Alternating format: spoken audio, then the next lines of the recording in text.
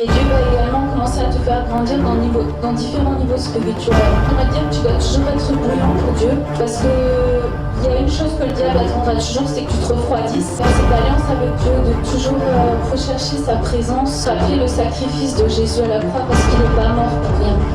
Pour tout peuple, pour toute personne, de tout âge, de toute nation, de toute tribu. Allumer un feu dans ta vie où tu cherches la présence de Dieu. Les multitudes ne pourront jamais facilement, mais la présence de Dieu va faire de toi l'homme, la femme le plus heureux de la terre. Merci Père de gloire pour ta grâce, pour ta présence, ton amour. Seigneur, nous voulons réellement te bénir. Nous voulons réellement te remercier. Nous voulons te remettre ces temps, ces instants entre tes mains. Nous te demandons, Seigneur, que c'est toi qui les conduis, que c'est toi qui les diriges, et que c'est toi qui conduis et dirige encore toutes choses en cette soirée. Nous voulons réellement te bénir et te rendre la gloire au nom de Jésus-Christ. Amen. Amen. Gloire, gloire, chante gloire, gloire à l'agneau, chante gloire à l'agneau, gloire, chante gloire, gloire, gloire à l'agneau, car il est glorieux, car il est glorieux et digne de régner. Jésus, l'agneau est souverain.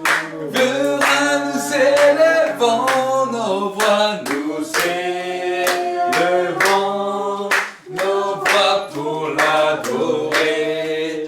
L'agneau est souverain, car il est glorieux, car il est glorieux et digne de régner. L'agneau est souverain. Nous élevons nos voix, nous élevons nos voix pour l'adorer. L'agneau est souverain. Chante gloire, gloire, chante gloire, gloire, gloire à l'agneau, gloire,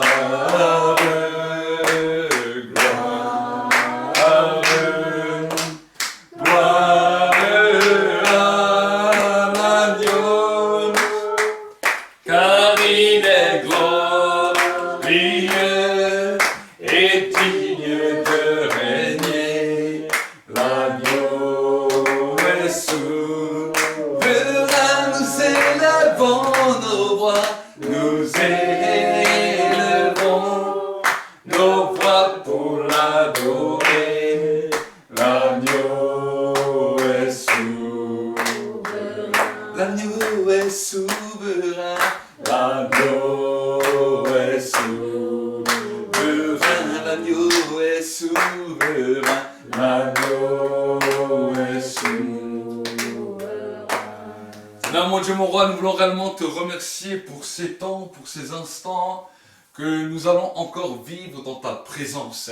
Seigneur, nous te demandons que c'est toi qui conduises et diriges ce temps de parole, que c'est toi qui parles à chaque cœur, que c'est toi qui parles à chaque vie, et que c'est toi qui amènes ton peuple dans une nouvelle dimension de compréhension, une nouvelle dimension de grâce. Nous voulons réellement te bénir, réellement t'exalter et te rendre toute la gloire au nom de Jésus-Christ.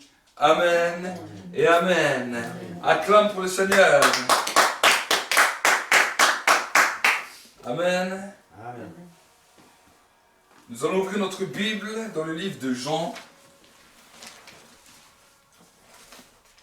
Jean chapitre 16. Et nous allons commencer à partir du verset 5. Jean chapitre 16, verset 5. La Bible nous dira la chose suivante. Maintenant, je m'en vais vers celui qui m'a envoyé. Et nul ne vous ne demande où vas-tu. C'est parce que je vous ai parlé ainsi, la tristesse a rempli votre cœur.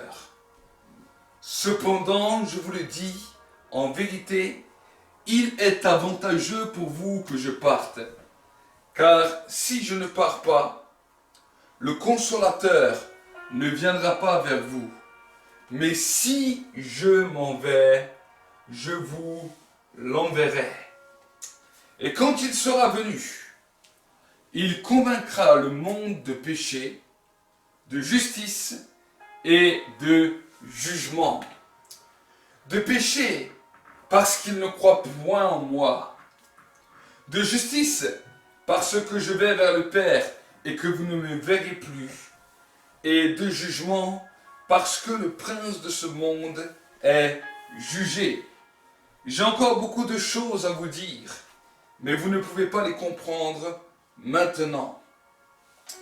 Mais quand il sera venu, lui, l'Esprit de vérité, il vous conduira dans toute la vérité, car ses paroles ne viendront pas de lui-même, mais il parlera de tout ce qu'il aura entendu et vous annoncera les choses à venir.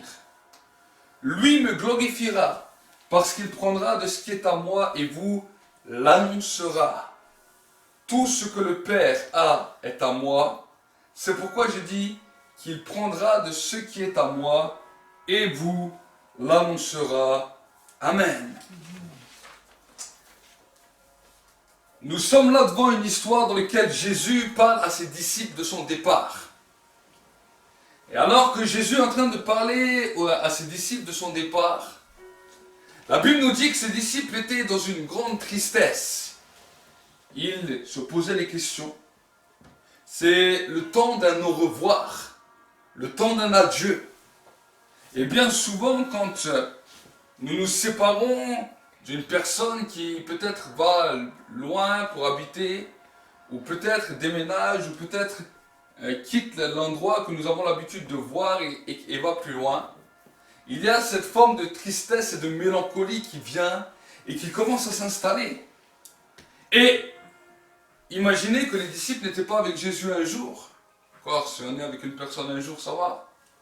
Mais la Bible nous dit que pendant 3 ans, les disciples marchaient avec Jésus, mangeaient avec Jésus, dormaient avec Jésus, allaient de lieu en lieu avec Jésus pendant 3 ans. C'est comme s'ils étaient devenus, c'est comme s'ils étaient rentrés sous le leadership de Jésus pendant 3 ans, où il leur donnait leurs recommandations. Ils étaient devenus des disciples. Ils étaient devenus des disciples, des serviteurs de Jésus. Ils le servaient là où il allait. Et la Bible nous dit qu'ils avaient quitté tout. Et ils suivaient le Seigneur, ils marchaient avec le Seigneur. Et voici que maintenant, le Seigneur arrive à parler avec eux et leur dire maintenant, vous voyez, ce temps que nous avons vécu ensemble était un temps super. Comment tu trouves ce temps? Peut-être qu'il a parlé avec eux. Il a dit à Pierre, comment tu trouves ce temps qu'on vit ensemble depuis 3 ans? Il a peut-être parlé à l'autre, à Jean, à Jacques, à tous les disciples qui étaient là. Comment tu trouves ce temps? Et peut-être qu'ils ont dit, mais c'est un temps super, c'est un temps extraordinaire que nous vivons, c'est un temps merveilleux. Et peut-être qu'il leur a dit, mais est-ce que tu changerais cela pour quelque chose au monde? Et voici que les disciples ont dit, non, pour rien au monde on va changer cela. Pour rien au monde on arrêterait cela. Parce qu'on vit des belles choses, ça nous envoie en mission, on peut prier pour des malades, on peut prier pour des gens, on peut annoncer la bonne nouvelle du royaume, on peut exercer les choses comme tu nous demandes de faire. Et le soir, quand nous sommes découragés, tu es toujours là pour nous relever. Tu es toujours là pour nous donner un bon conseil. Tu es toujours là pour nous relever. Tu es toujours là pour passer un bon moment, un bon repas convivial avec toi. Et c'était une euphorie. Ils étaient dans l'euphorie, dans la joie. Et tout d'un coup, alors qu'ils sont dans cette joie, alors qu'ils sont dans cette euphorie, la Bible nous dit, Jésus leur dit, je vais m'en aller. Je vais partir. Je vais quitter cette terre. Et je ne serai plus avec vous. Et là, la Bible nous dit que les disciples n'ont peut-être rien dit en face, mais la tristesse a commencé à remplir leur cœur. Et peut-être qu'ils ont parlé ensemble. Purée, ça fait 3 ans qu'on vit des choses ensemble, que c'est extraordinaire, que nous vivons des bonnes choses, que nous y plaisons, nous nous réjouissons vraiment.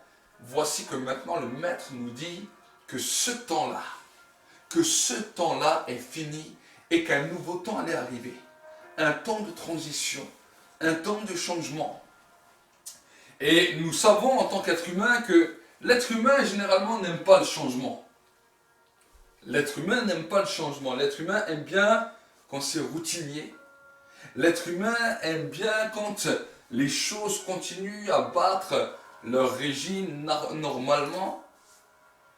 Mais dès qu'il y a une question de changement, voici que le cœur de l'homme commence à palpiter, les pensées, les raisonnements, les mentalités commencent à venir. Pourquoi ? Parce que le changement a toujours fait peur. Le changement a toujours étonné. Nous pouvons le voir dans notre même civilisation. Chaque changement de président, comment les gens se comportent, comment les gens pensent. Nous pouvons voir quand les gens changent de travail, changent d'orientation dans leur vie, quand les gens partent en retraite. Tout cela amène à un changement et l'homme doit toujours retrouver une routine et nous voyons que l'homme se réhabitue toujours à une routine. Et que chaque fois que cette routine vient être perturbée, voici que l'homme commence à avoir la tristesse. L'homme commence à avoir la tristesse. Et dans ce temps-là, Jésus est en train de leur parler d'un changement. Le ministère était bien. Les apôtres, les disciples se plaisaient bien dans ce ministère avec Jésus. Mais Jésus leur annonce un changement dans lequel ils ne seraient plus ici avec eux. Voici que leur leader par excellence, leur dit pour moi c'est fini. Je pars, je m'en vais. J'ai fait mon temps sur terre. Peut-être les apôtres sont venus le voir, ils ont dit mais tu dis que tu as fait ton temps, mais nous on n'est pas encore prêts. Nous on n'est pas encore prêts. Tu nous as donné des choses, tu nous as donné des clés, c'est vrai. Mais nous ne sommes pas encore prêts. Nous ne sommes pas encore prêts pour ce changement. Mais la Bible nous dit, Jésus leur a dit si, c'est le temps. Et voici ce qu'il leur dit. Non seulement ils avaient de la tristesse, mais regardez. Maintenant je m'en vais vers celui qui m'a envoyé. Et en plus il leur dit, et nul de vous ne me demande où vas-tu. C'est étonnant. Jésus leur dit qu'il va partir et aucun ne lui demande où tu vas.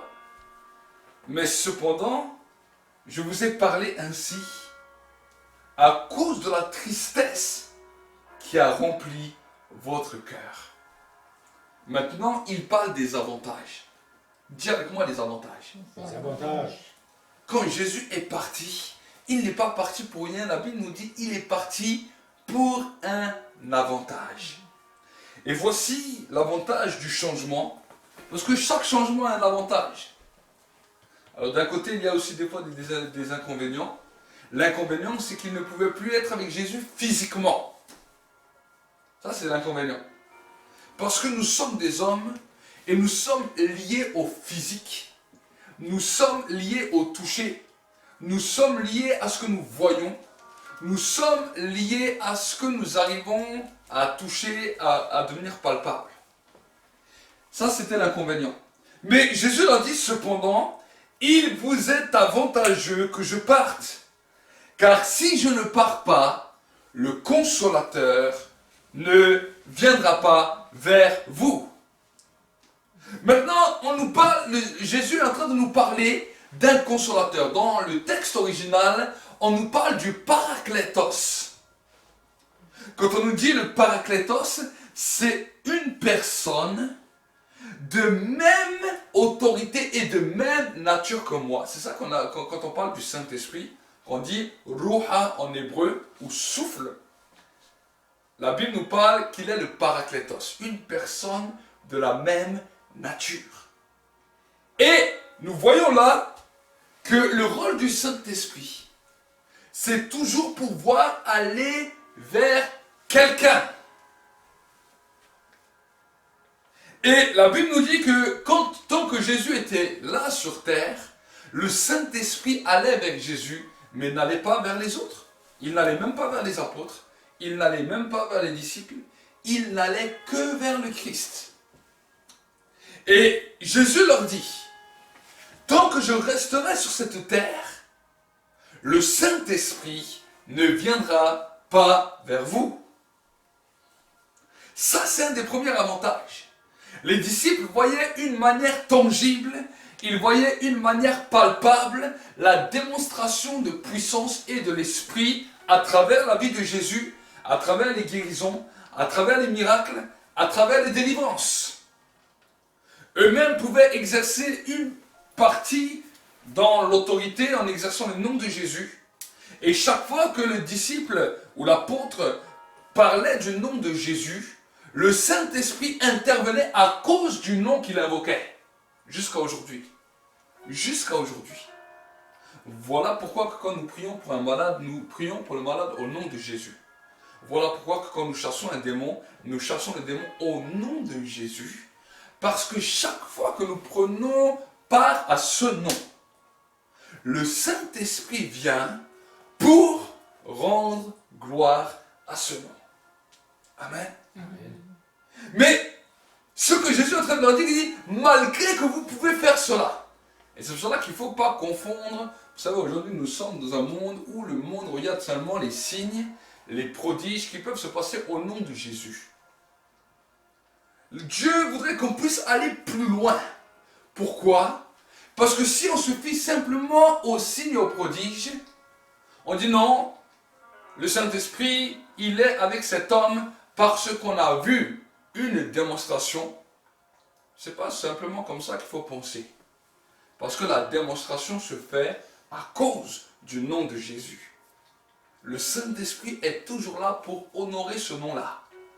Amen. Le Saint-Esprit honorera toujours ce nom. Mais nous voyons là, nous sommes en phase, devant des gens qui guérissaient les malades. Judas guérissait les malades, Pierre guérissait les malades, Jacques guérissait les malades, ils chassaient les démons. Au nom de Jésus, le Saint-Esprit intervenait dès qu'ils invoquaient ce nom. Mais pourtant, le Saint-Esprit n'était jamais venu vers eux. Une action était donnée en faveur des nécessiteux, en faveur des souffrants, en faveur de ceux qui étaient dans une situation difficile, mais le Saint-Esprit n'était jamais venu vers eux. Et je veux vous dire que nous pouvons expérimenter la même chose. Nous pouvons vivre un vent de l'Esprit dans nos vies, mais nous pouvons être loin du Saint-Esprit. Et Jésus a dit, il m'est avantageux que je parte. Parce que tant que je reste là, il ne viendra jamais vers vous. Première des choses. Ensuite, il continuera. Regardez. Cependant, je vous dis la vérité dans le verset 7. Il est avantageux pour vous que je parte, car si je ne pars pas, le consolateur ne viendra pas vers vous. Ce qu'on a vu ensemble. Mais si je m'en vais, je vous l'enverrai. Amen. Si je m'en vais, je vous l'enverrai. Voilà ce que nous devons comprendre. Le Saint-Esprit ne vient pas simplement parce que nous disons « Viens, je t'invite ». Écoute-moi bien. Le Saint-Esprit ne vient pas partout comme ça. Le Saint-Esprit va là où Jésus l'envoie. Amen. Là où Jésus l'envoie, le Saint-Esprit vient. Voilà pourquoi nous avons vu ensemble dimanche, nous avons parlé du temps de l'amour, du temps de l'amour, dans lequel nous devons ranimer notre amour pour le Christ. Pourquoi? Parce que quand nous avons un amour acharné pour le Christ, la Bible, nous avons vu ensemble dimanche dans le livre de l'Apocalypse, dans lequel la Bible nous dit « Et l'Esprit et l'Épouse disent « Viens ».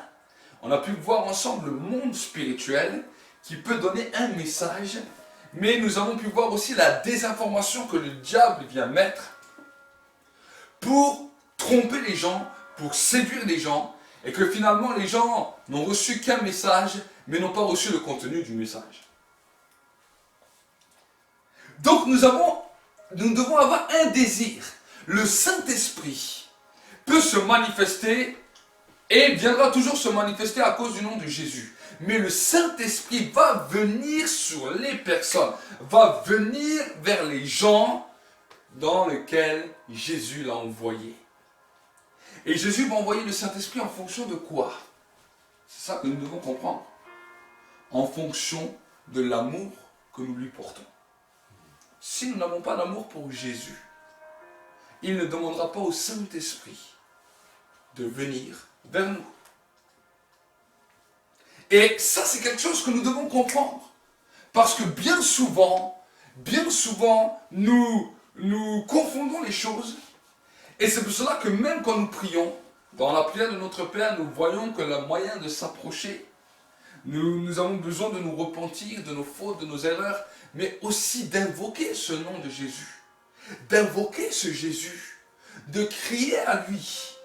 De lui dire, Seigneur, nous voulons chaque fois t'aimer. Nous voulons chaque fois t'aimer. Et chaque fois que l'amour commence à baisser, que l'amour commence à descendre, nous devons nous humilier devant lui en disant, Seigneur, apprends-nous à t'aimer plus. Regardez, c'est une question que Jésus posa à ses disciples. Il a dit, Simon, fils de Jonas, m'aimes-tu? C'est une question qu'il a posée. Il pose régulièrement ce genre de questions. La Bible peut-être nous en parle de une fois, 2 fois. Mais bien souvent, Jésus peut-être leur posait la question, est-ce que tu m'aimes? Est-ce que tu tiens à moi? Alors qu'il venait de guérir un aveugle, et un jour il va le voir, il lui a dit, est-ce que tu veux adorer le Fils de l'homme? L'aveugle lui dit, mais montre-moi qui il est, et je l'adorerai. Et Jésus lui dit, il est là en face de toi. Et la Bible nous dit que l'aveugle s'est mis à genoux et a commencé à l'adorer. Il a commencé à l'adorer.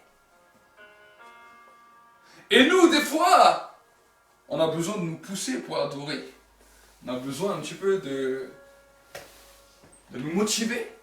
Alors que nous devons adorer naturellement, peu importe ce que nous vivons, peu importe ce que nous passons. Nous devons toujours tenir ferme en disant, Seigneur, la première des choses que je fais, c'est d'adorer. Et que mon amour pour le Christ devient fort. Que l'amour pour le Christ devient fort. Et ensuite, la Bible nous dit à ce moment-là, Jésus regarde vers nous et il nous envoie le Saint-Esprit. Il nous envoie le Saint-Esprit. Et voici maintenant, regardez ce qu'il nous dira dans le verset 8. Et quand il sera venu, dis avec moi, quand il sera venu. Quand il sera venu, voici la première des choses qu'il va faire. Il vous convaincra le monde de péché, de justice et de jugement. Alors maintenant il dit le péché. Pourquoi le péché? De péché parce qu'il ne croit pas en moi. Quand le Saint-Esprit vient, il va nous montrer chaque fois, chaque moment où nous sommes incrédules. Et nous sommes souvent incrédules. Dans les situations de nos vies, combien de fois on dit, mais est-ce que là Dieu va-t-il agir? Est-ce que là Dieu va-t-il agir? C'est curieux des fois comme on voit dans nos vies les situations les plus désastreuses qui peuvent nous arriver en fonction du problème qu'on est en train de vivre. En fonction du problème qu'on est en train de vivre. Tu vas peut-être passer par une opération, on va te dire, ah mais imagine tu vas mourir. Et là tu commences à cogiter, oui mais c'est vrai, mais peut-être je vais mourir. Tu vas passer devant un problème, un tribunal ou n'importe quoi. Les sentences les pires vont commencer à te tourner dans la tête, Et quelque part, on dit qu'on croit en Dieu, mais déjà on a perdu confiance. La Bible nous dit que l'Éternel regardera à ce qu'aucun cheveu de notre tête va tomber sans sa volonté. Il dira que 1000 tombent à ta droite, que 10 000 tombent à ta gauche, cela ne t'atteindra point. Et la Bible est pleine de promesses. Mais curieusement, quand nous sommes face aux problèmes, face aux situations, face aux situations de la vie, face aux épreuves, face aux examens des fois que nous devons passer, face aux situations, face au travail, face à l'école. Voici que nous sommes tellement vite incrédules. Et nous essayons de trouver par nous-mêmes une situation. C'est naturel, ça habite dans l'homme, c'est l'être humain comme ça. Et c'est quelque chose dans lequel j'ai dû me faire violence à maintes et maintes fois. Chaque fois que je passais devant une étape, devant une situation, voici que ce combat était là. Mais quand tu commences à comprendre le monde spirituel, la Bible nous dit mon peuple périt parce qu'il lui manque la connaissance. C'est là où le Saint-Esprit, quand il est envoyé, c'est pas simplement pour nous faire des frissons ou pour nous faire pleurer. Non, le Saint-Esprit vient mettre le doigt et dit, tu vois, là maintenant tu passes par cette situation. Oui, peut-être le diable s'est levé contre ta vie. Le diable veut te détruire. Le diable veut te faire payer. Le diable veut te juger, veut te détruire. Mais je suis avec toi. La seule chose que tu as à faire, c'est de ne pas craindre, mais de croire. Je te convainc que là, à cet instant-là dans ta vie, tu as été incrédule. C'est ça que le Saint-Esprit fait. Il nous convainc de pécher parce qu'on ne croit pas. On ne croit pas que Dieu a la capacité d'agir là-dedans. On ne croit pas que Dieu a la capacité d'agir dans cette situation. On ne croit pas que Dieu a la capacité d'agir dans cette maladie. On ne croit pas. Et le Saint-Esprit vient remettre le doigt. Il est envoyé. Il est envoyé, bien sûr, pour avoir une communion intime avec nous. Mais il est envoyé pour pouvoir mettre le doigt là-dessus. Premièrement, parce qu'il sait que tant que cette incrédulité est là, l'ennemi prend son droit et l'ennemi va jusqu'au bout pour te détruire. Amen. Ensuite, il continue. Il nous dira dans le verset 10, de justice, parce que je vais vers mon Père et que vous ne me verrez plus. Comment le monde connaîtra-t-il la justice? Comment le monde connaîtra-t-il qu'il peut y avoir encore un espoir d'avoir une justice sur cette terre, dans ce monde où tout est synonyme d'injustice?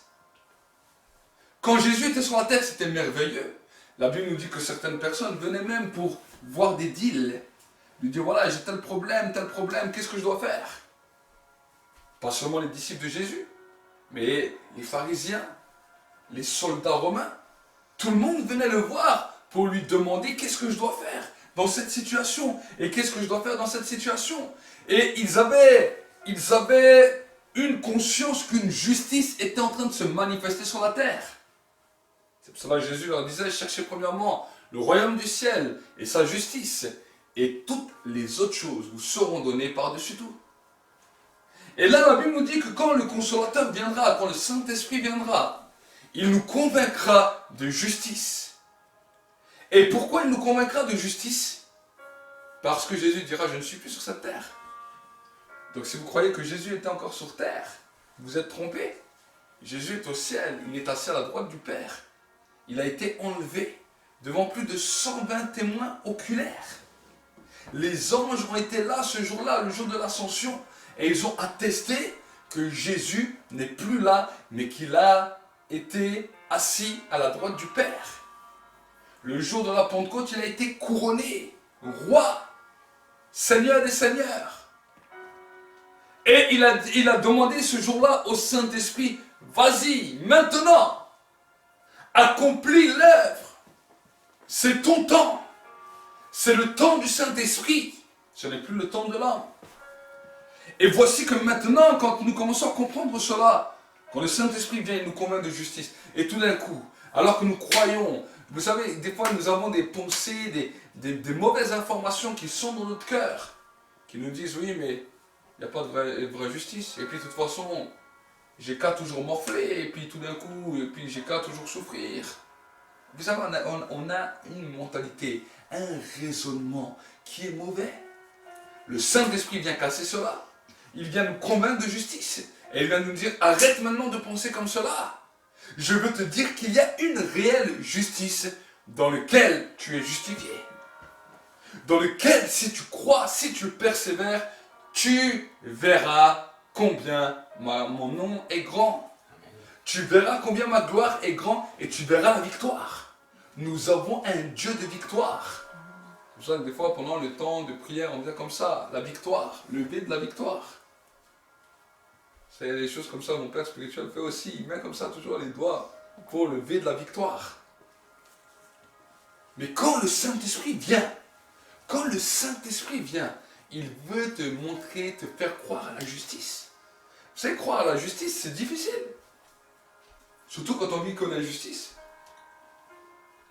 Changer de mentalité. Avant que la chose arrive, à que tu puisses la voir, il se passe toujours dans un processus de foi. Et c'est ce que le Saint-Esprit amène comme conviction. Il amène une conviction de justice. Quand cette conviction commence à s'installer, tu commences à agir d'une nouvelle manière pour que la justice divine se manifeste. Et à force de laisser le Saint-Esprit agir, voici que tes pensées vont changer, voici que ton raisonnement va changer, et voici que ensuite ton environnement autour de toi va commencer à changer, et tu vas avoir une victoire, 2 victoires, 3 victoires, 4 victoires, 5 victoires. Tu vas commencer à aligner les victoires. Voilà pourquoi le Saint-Esprit vient. Ensuite, il continue. Il nous parlera dans le verset 11 de jugement, parce que le prince de ce monde est jugé. Amen. Amen. Vous savez, bien des fois, et je suis des fois étonné de voir cela, combien on donne à Satan une grande place en disant que Satan est grand, que Satan est très fort, que Satan est très puissant, et que Satan a la capacité même de détruire même les enfants de Dieu comme il veut. Satan n'a aucune puissance. Satan n'a aucun droit légal. Il est un menteur et il est un meurtrier dès les commencements. Jamais Dieu au ciel n'a dit à Satan, je te donne un droit quelconque sur la terre. Aucun droit ne lui a jamais été attribué ni octroyé. Jamais.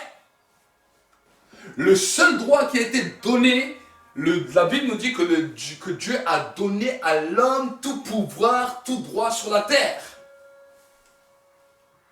Mais que parce que, malheureusement, l'homme a écouté le diable lui a volé son droit. Le diable t'a volé ton droit. Le diable est venu te mentir en te volant ton droit. Il s'est fait passer pour puissant. Il s'est fait passer comme prince, comme roi, comme Dieu, pour terroriser les gens comme Goliath a terrorisé le peuple d'Israël. Il fallait qu'un David vienne avec une simple pierre pour coucher ce Goliath. Et aujourd'hui, je vais venir avec cette simple pierre, cette parole qui va coucher ce géant qui s'était levé dans ta vie.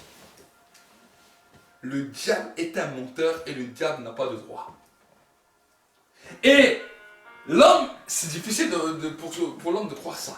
Quand Jésus disait ça à ses disciples, les disciples voyaient quand même la domination romaine, ils voyaient quand même les choses terribles, ensuite ils ont vu la crucifixion de leur maître, comment ils ont torturé leur maître, comment ils ont tué leur maître. Pour eux c'était difficile de croire que non, il est au-dessus de tout cela, c'était difficile. Mais il a dit quand le Saint-Esprit viendra,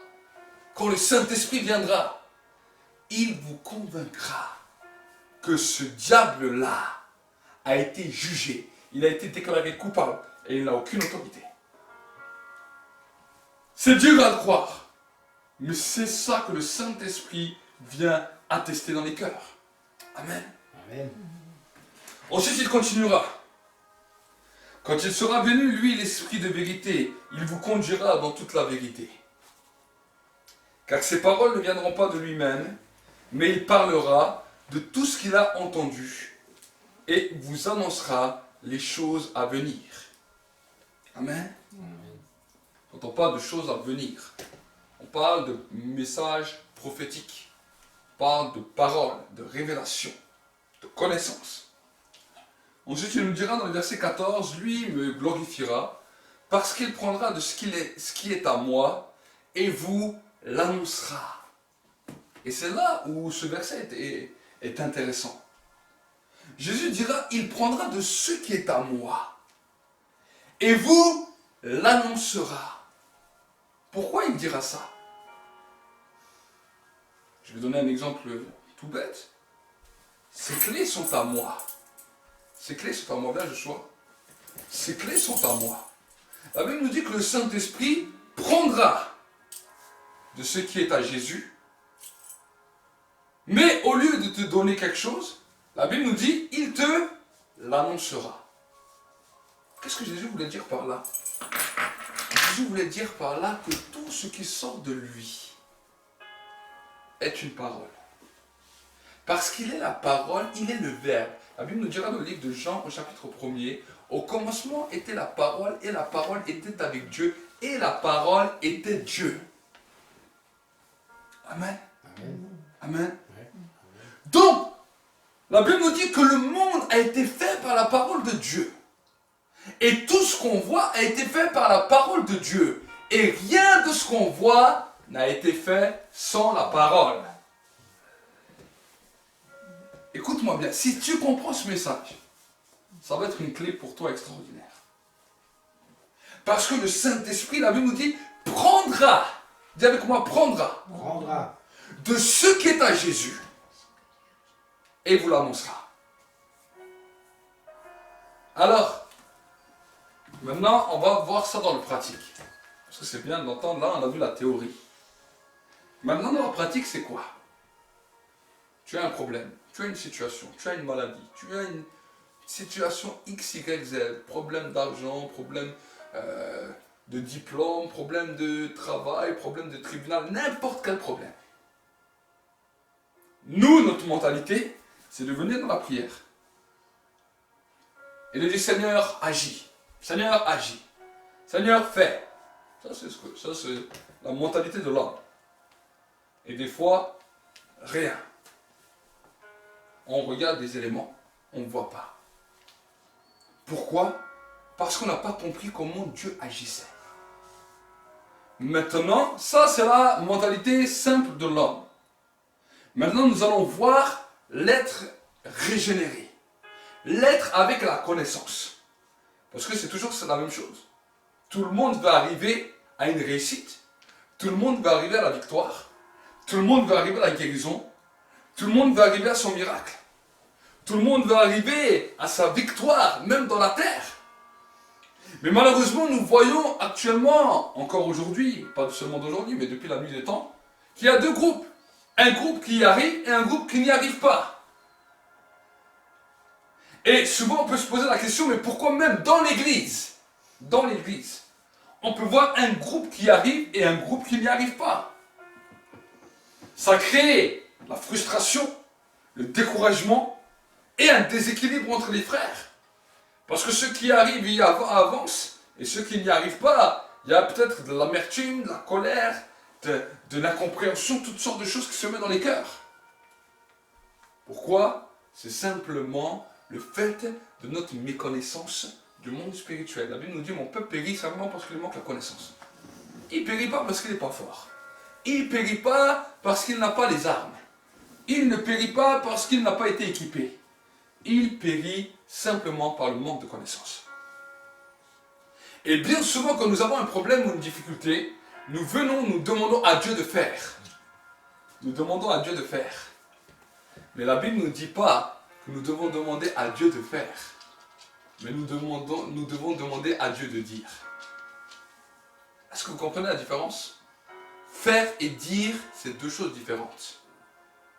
Sur la terre, Dieu n'a plus besoin d'agir. Il a besoin de simplement de parler. Chaque fois que Dieu a créé quelque chose sur la terre, il n'a jamais agi. Il a parlé. Est-ce que vous comprenez la différence? Je veux que mon téléphone s'allume. En tant qu'humain, je dois appuyer sur les boutons. Maintenant, la nouvelle technologie nous dit que tu peux faire avec ta voix. Tu as ton téléphone là, tu ne touches pas à ton téléphone. Mais tu dis à ton téléphone, parce que ton téléphone a une reconnaissance vocale. Il est programmé pour cela. Tu dis à ton téléphone, allume-toi. On doit même dire un mot, hein. OK Google. Et le téléphone, il fait bip bip. Quelle est votre demande? Et tu lui dis ce que tu as besoin, le téléphone t'obéit. C'est vrai ou c'est pas vrai? Pourquoi l'homme a fait ça? L'homme a copié simplement Dieu. Dans le monde spirituel, tu dis OK Jésus. OK Jésus. Dis un mot. Qu'est-ce que tu veux que je dise? Voilà mon problème. Dis un mot. S'il dit un mot, maintenant un mot est descendu du ciel. Ça c'est la prière. Maintenant tu as compris. Tu n'as pas entendu le mot, mais tu as senti la présence de Dieu qui t'a visité. Le Saint-Esprit est venu comme un feu te visiter. Tu sais que maintenant une parole a été émise du ciel. Ce qu'il a dit à Daniel, l'ange. Il a dit dès le premier jour où tu as eu à cœur de prier, déjà voici qu'une parole a été envoyée vers toi. Maintenant, tant qu'on est là, on sait qu'on est exaucé. C'est pour ça que la Bible nous dit, croyez que vous l'avez reçu, vous le verrez s'accomplir. Donc maintenant qu'on sait que le Saint-Esprit est venu, on dit merci Saint-Esprit, tu es là. Quelle a été la parole que tu as prise de Jésus et que tu es venu pour nous l'annoncer? Est-ce que vous savez? Il a dit, il prendra ce qui est à moi. Donc, il prendra d'une parole qui sort de moi. Une parole qui est déclarée de moi. Une parole qui est déclarée du ciel. Et il vous l'annoncera. C'est là où nous devons comprendre. Saint-Esprit, quel a été le verdict au ciel? Vous savez, quand on pense au tribunal, c'est comme ça. La Bible nous dit qu'au ciel, c'est un tribunal. On est devant le tribunal de la grâce, dans lequel le Père est assis comme un juge, et la Bible nous dit que le Fils est à côté comme un avocat. Et il intercède, pas en faveur du monde, mais en notre faveur. Amen. Amen. Maintenant, le Fils a dit une parole. Et ce qui est extraordinaire, c'est qu'en tant qu'avocat, il a l'avocat de la plaidoirie, mais aussi l'avocat du verdict. On ne voit jamais ça dans les tribunaux en France. On ne voit pas qu'un avocat, il a la plaidoirie, la demande, mais aussi le verdict. Et des fois, dans certains tribunaux, on peut venir, même si nous-mêmes on est concernés, tout peut se passer, et ensuite le juge dit, voilà, même maintenant l'accusé sort, tout le monde sort, maintenant il y a un verdict qui va être donné. Quand le verdict est donné dans ce tribunal, toi tu es dehors, tu attends. Et tout d'un coup, une personne, soit ton avocat, ou soit une personne qui est tierce à ton avocat, va venir vers toi et tu dis quel est le verdict, qu'est-ce qui a été décidé. Voici qu'on va te dire, voilà ce qui a été rendu, voilà le verdict qui a été donné. Et de ce verdict va découler toute la situation du reste qui va se mettre dans les clous. Est-ce que vous comprenez? Avec le Saint-Esprit, c'est pareil. Le Saint-Esprit va venir nous transmettre ce qu'il a pris d'en haut et il va nous l'annoncer. Et quand il l'annonce, écoute bien, quand il l'annonce, cette parole n'est pas encore définitivement accomplie sur terre. C'est une annonce. À ce moment-là, il nous a travaillé avant pour que nous puissions avoir la foi. L'annonce fait que maintenant nous ne devons plus demander ou pleurnicher à cause de la situation, mais l'annonce fait que nous devons vivre par rapport à ce décret. Nous ne sommes plus sous la condamnation, mais nous sommes passés sous un décret qui nous maintenant justifie. Ce décret qui change notre situation, ce décret qui nous guérit, ce décret qui nous libère. Oui, on peut être malade. On a demandé à Jésus, plaidoirie, on a prié. Voici que la visitation est venue. Le Saint-Esprit vient, il te dit, tu es guéri. Même si tu ne vois pas encore la guérison manifeste dans ton corps, cette parole doit déterminer ta pensée, doit déterminer ton raisonnement. Ce n'est plus une demande, mais c'est un remerciement. Croyez que vous l'avez reçu et vous le verrez s'accomplir. Là, nous parlons des premiers principes, des premières conversations, des premières dimensions que nous expérimentons avec le Saint-Esprit. Ça, c'est les premières bases, les premiers contacts de sa venue. Et si on demande un réveil, un réveil c'est quoi? C'est la pluie de l'Esprit qui descend, dans lequel le Saint-Esprit amplifie ces choses, et les premières dimensions de cette amplification vont toujours se retrouver là-dedans. Les premiers contacts de l'Esprit se retrouvent toujours là-dedans, parce que c'est Jésus qui l'a dit. Quand je vous l'enverrai, voici ce qu'il commencera à faire. Voici son début de son action. Et si nous sommes tellement bornés à toutes sortes de choses, mais que nous refusons les premières actions de l'Esprit, ben nous attristons le Saint-Esprit. Nous attristons le Saint-Esprit. Nous pouvons avoir des dons de l'Esprit à travers les vagues qui viennent, oui, mais nous attristons le Saint-Esprit. Et quand nous attristons le Saint-Esprit, à force de l'attrister, nous nous éteignons. L'amour n'est plus le même. La pensée, la foi forte n'est plus la même chose. On garde toujours la piété extérieure pour ne pas défaillir devant les gens. Parce qu'on s'est quand même affiché. On a quand même déclaré. Mais quelque part à l'intérieur, quelque chose est en train de mourir. De mourir. Et plus le temps passe, plus qu'on s'éloigne. Alors le but aujourd'hui, ce n'est pas de s'éloigner. Le but aujourd'hui, c'est de comprendre les premiers instants. Parce que de cet instant va commencer à découler ce qu'on appelle une communion. Communion. Un échange. Un contact. Un contact qui va devenir de plus en plus permanent. Et qui va te permettre de réellement devenir un fils et une fille de Dieu. Parce que la conduite de l'Esprit va commencer à te diriger. Tu sauras comment être conduit par l'Esprit. Tu ne seras pas une personne qui sera à tout vent ou à tout genre de doctrine ou à tout genre de raisonnement. Mais tu sauras réellement comment te conduire. Ensuite, il continuera. Lui me glorifiera parce qu'il prendra de ce qui est à moi et vous l'annoncera. Ça, nous l'avons vu. Tout ce que le Père a est à moi. C'est pourquoi je dis qu'il prendra de ce qui est à moi et vous l'annoncera. Amen. Donc si tout appartient au Fils, si tout appartient au Père, tout également appartient au Saint-Esprit. Amen. Et la Bible nous dit que le Père au ciel est clair parce qu'il nous dira qu'il reprendra sévèrement les gens qui attristent son esprit. Et le Saint-Esprit, nous avons cette capacité de pouvoir l'accepter ou le refuser. Mais notre devoir, c'est de l'accepter. Notre devoir, c'est d'accepter ce qu'il veut faire dans nos vies. D'accepter ce travail. Parce que ce travail va amener un changement jour après jour. Notre cœur va commencer à changer. Nos pensées vont commencer à changer. Et dans cette dimension de changement de pensée, tout d'un coup, la victoire va s'installer. Une mentalité de victoire. Une mentalité de victoire.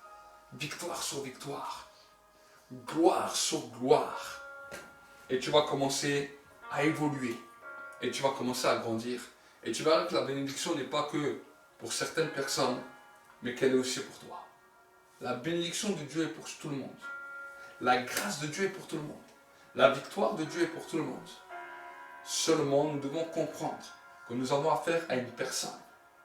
Si nous résistons au Saint-Esprit, il nous résistera. Si nous refusons de comprendre ce que le Saint-Esprit veut faire, le Saint-Esprit nous résistera.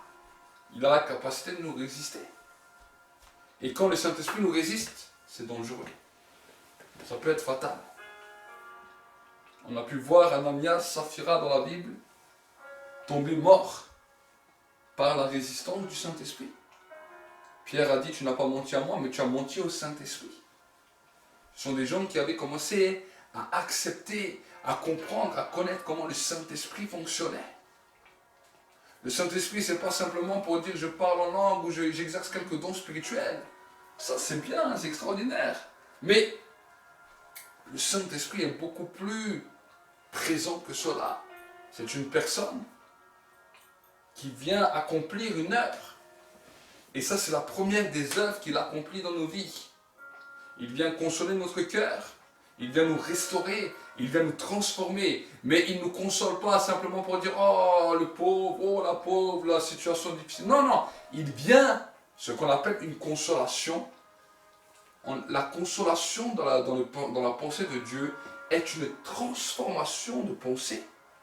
Parce que ta pensée en tant qu'homme, ta pensée en tant qu'être qui avait été touché par le péché, t'amène dans une tristesse perpétuelle. Vous n'avez pas vu? La tristesse de l'homme naturel a la capacité d'être triste pour tout et n'importe quoi. Qu'il est riche, qu'il est pauvre, il est triste. Qu'il est en santé ou pas de la santé, il est triste. Qu'il a tout ce qu'il veut, il est triste. Donc quand on nous parle de consolation, si vous comprenez simplement la consolation dans le but humain, vous allez dire, ah, il va me consoler, oh, le Saint-Esprit, oh, non, non, non. Quand la Bible nous dit, il nous parle de consolation, ça veut dire qu'il vient changer les cœurs, il vient réformer ton cœur, il vient changer ta mentalité, il vient changer ta pensée pour que tu penses différent. C'est ça qu'on appelle la consolation. Amen.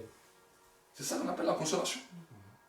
Et si nous refusons cette dimension que le Saint-Esprit veut faire, nous lui résistons et nous l'attristons. Et là, nous avons des problèmes. Là, nous avons des problèmes. Donc voilà ce que le Seigneur veut faire. Donc, j'aimerais vraiment vous encourager par ces paroles ce soir à laisser le Saint-Esprit agir dans vos vies, dans les semaines, dans les jours, dans vos situations, dans vos problèmes. Vous reprenez ce verset, relisez-le. Si vous êtes dans une situation où vous dites, mais je veux voir Dieu agir, regarde dans la Bible. Jésus a dit, quand je m'en vais, je vous enverrai le Saint-Esprit. Ok, d'accord. Regarde ton amour avec Jésus. Seigneur, je m'aligne à ton amour. Je viens t'aimer de tout mon cœur. Je viens t'aimer de toute ma force. Maintenant, quand tu es arrivé dans cette dimension, Seigneur, tu envoies le Saint-Esprit. Voilà par rapport à cette situation, qu'est-ce qui ne va pas? Le Saint-Esprit vient. Il vient te consoler, changer ton cœur. Et il va te dire, là, dans cette situation, tu ne crois pas véritablement que Dieu peut faire. Ok, Seigneur, pardonne mon incrédulité. Seigneur, pardonne mes raisonnements. C'est vrai, j'avais vu les choses les plus folles qui pouvaient m'arriver dans cette situation, dans ce problème. J'étais déjà perdu, je voyais déjà que tout était fini. Je reconnais que cette pensée-là, ce raisonnement-là, que j'alimentais, que je te demandais, Seigneur, que je n'ai pas ce problème. Souvent, ça nous arrive comme ça, hein. Seigneur, mais je ne veux pas ce problème. Non, je ne veux pas que ça arrive à ce problème. Non, non, non. Le docteur annonce une maladie. Le docteur, oh non, non, Seigneur, je ne veux pas mourir. Non, je ne veux pas un cancer. Non. On prie comme ça. Mais cette prière n'est pas inspirée de l'Esprit. Cette prière, c'est cette prière que le Saint-Esprit veut casser. Parce que cette prière, quand tu l'as dit, le diable la prend déjà dans sa poche. Il dit, oh, mais c'est super ce que tu me donnes. Même moi, je n'avais pas pensé, mais toi, tu penses plus que moi. Mais c'est vrai, pourquoi je ne te donnerais pas ça? Le diable ne pense même pas à ça. C'est vous qui avez pensé. Et quand tu l'as dit, le diable dit, ah ouais, mais j'ai même pas pensé à ça. Pourquoi pas je vais lui faire ça? Donc le Saint-Esprit vient casser ça. Il vient te convaincre. Non, voilà, je te convainc que regarde, le péché, c'est là. Là où tu n'as pas cru. Là où tu étais incrédule. Là, tu traites ça. Tout d'un coup, quand ça c'est réglé, il y a la paix qui vient. Tu sais que ces mentalités sont arrêtées. Maintenant, le Saint-Esprit commence un autre travail. Il te convainc de justice.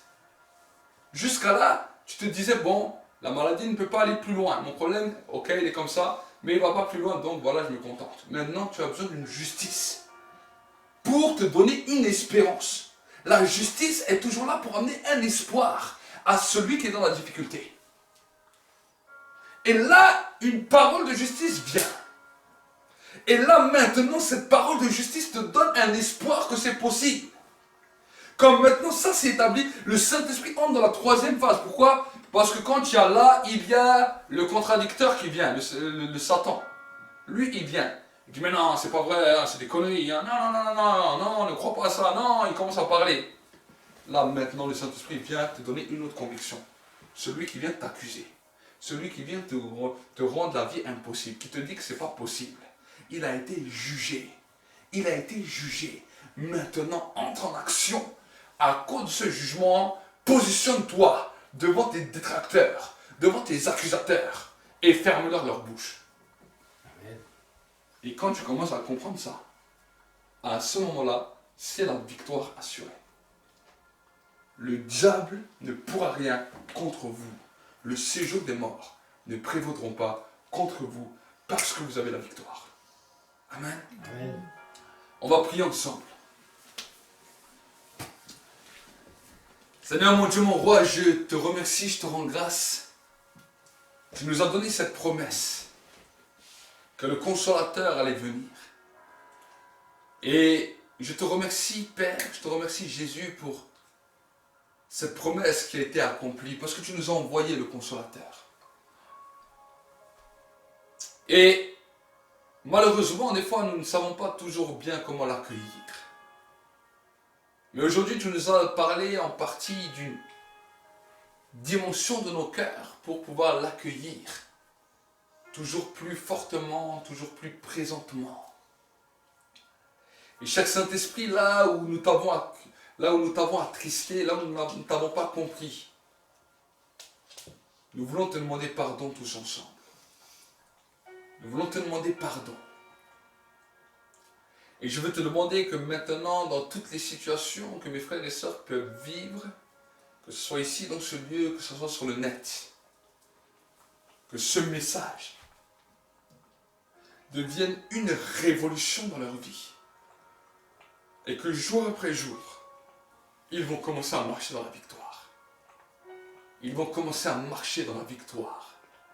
La victoire de l'Esprit qui va commencer à s'ouvrir à eux. Et je te remercie, Saint-Esprit, pour ta présence. Je te remercie de commencer à convaincre les âmes. Là où, Seigneur, peut-être on ne t'a pas écouté, là où peut-être mes frères et sœurs ne t'ont pas écouté, convainc-les maintenant.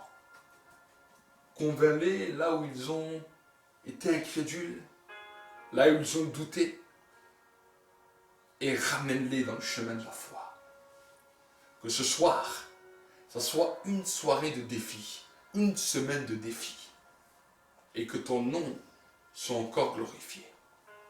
Nous te bénissons, nous te rendons toute la gloire, au nom de Jésus-Christ. Amen et Amen. Acclamons pour le Seigneur. Et Dieu va également commencer à te faire grandir dans différents niveaux spirituels. On va dire que tu dois toujours être bruyant pour Dieu, parce que il y a une chose que le diable attendra toujours, c'est que tu te refroidisses. Dans cette alliance avec Dieu, de toujours rechercher sa présence, après le sacrifice de Jésus à la croix, parce qu'il n'est pas mort pour rien.